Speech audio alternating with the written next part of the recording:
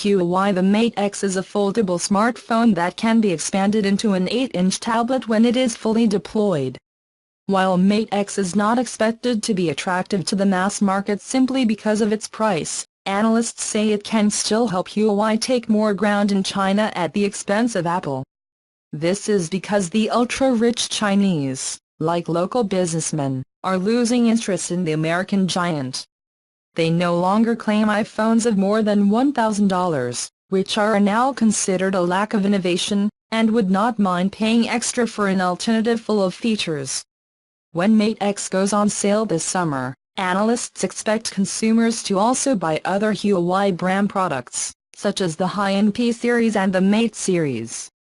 Being one of the first to launch a folding phone, which in the future can make tablets obsolete, Huawei is creating brand awareness that could drive future sales.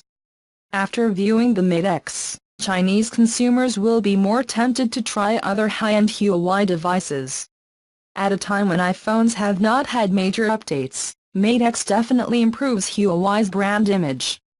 Huawei managed to sell 30 million smartphones in China, 23% more than a year ago, which makes it the largest smartphone manufacturer in the country. Huawei smartphones are equipped with advanced features and retail at lower prices compared to iPhones.